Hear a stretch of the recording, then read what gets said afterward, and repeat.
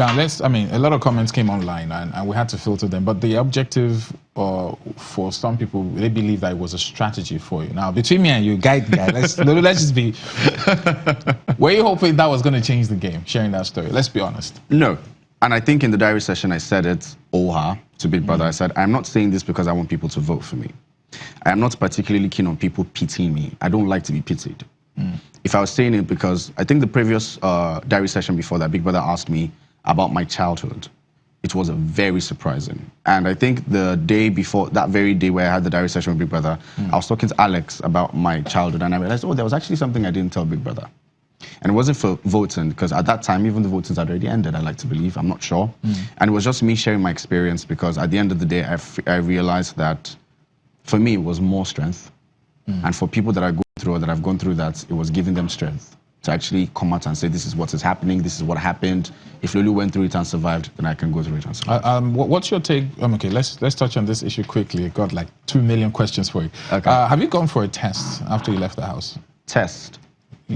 Like what kind of test? To ascertain the condition of your... mental health? Yeah. Yes, I have. Okay. And how was that? I'm fine. I passed.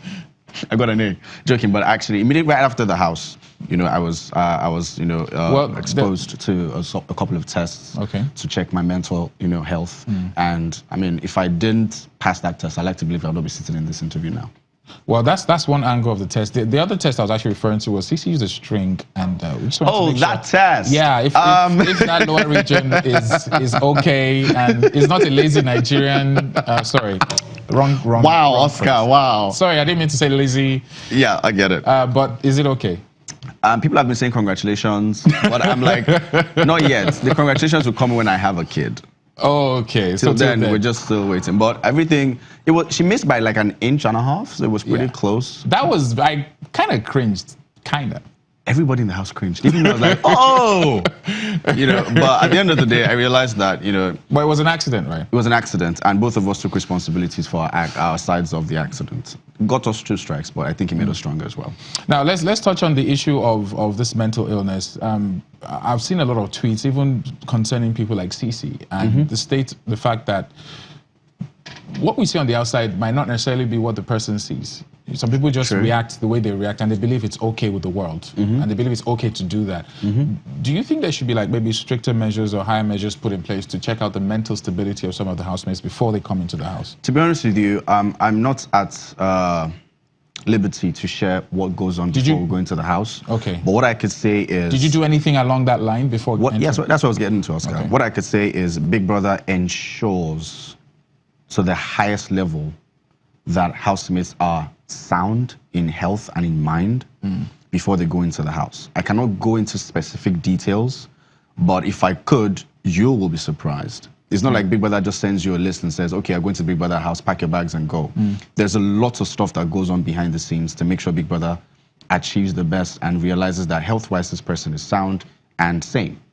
I left Nigeria for, the location of the show days before. The day before I left, or 2 days before I left, I was still taking tests. I was still doing medical examinations. So it wasn't like Big Brother said to himself, okay, this person is good looking, I want this person on the show. Even if there had to be fake housemates, those fake housemates as well would have to go through the same regimen that we went through. Unfortunately, he's not in the finals. But I'm thinking, man, sometimes I question how Big Brother does what he does. Last week, we had 3 out of 5 evictions. The week before, we had 1 out of 6. There are 6 people left. I had 1 person. Last week, there are 5 people. We have 3. Do you think if they had maybe like 1 person evicted, you'd still be in the house right now? I'm actually not thinking about if I'll still be in the house. I think I was very, very aware of the fact that Big Brother's rules are final.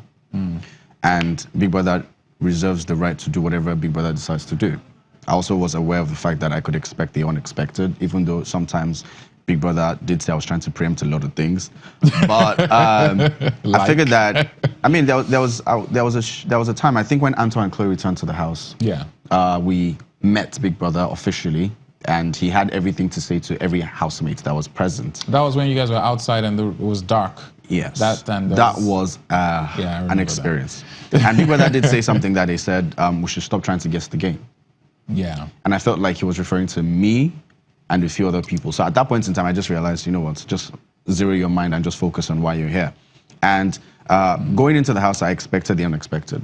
Okay, so even if people mathematically thought certain people or certain number of housemates should leave every week, I kind of felt like I left when I was meant to leave, so to speak. Even if, you know, I wish I could have made it into the final and I'm there in the house right now packing my bags and like, hey, final. I feel like everything happens for a reason. I'm glad that I got the platform. I'm immensely blessed and in awe of all of the support I've gotten so Fantastic. far. And where does that lead Lolu you? Force, by the way. What do you say? Lolu Force. Lolu Force. Oh, okay, of course. Please do follow that. Help his career. And talking about his career, what's next for Lolu? Now that's a really interesting question. Before now, I didn't say this outside, but I'm just going to say it now. You have a way of just breaking some exclusive news at sometimes. Yeah, sometimes. I'm actually a general manager for an investment management firm in Abuja. Oh, okay. And that job I still have. Thank God you do. I think. And so I will definitely be doing that for now, and then finding a balance between all of the things that I want to do. I did radio for 10 years, so I will be in the media space as well.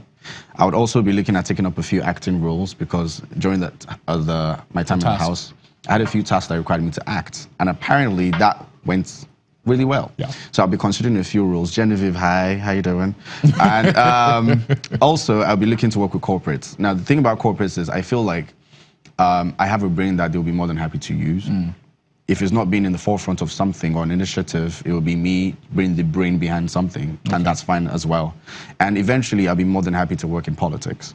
I'm from Ogun State, but I'm not limiting myself to Ogun State just yet. Oh, fantastic. Because I feel like with the opportunity I have and the platform I have, it would be nice for me to spread my tentacles as far as I can, experience everything that I can experience in the political sphere, and maybe in my later stages I could concentrate. And is that like 2019, or you're just going to plan? I mean, 2019, yes, because first of all, I think before I left the house, I used to work in a radio station where I was head of news in Asaba, and I was very privy to read thoroughly about the Not Too Young to Rule bill, and it was one that was particularly interesting to me.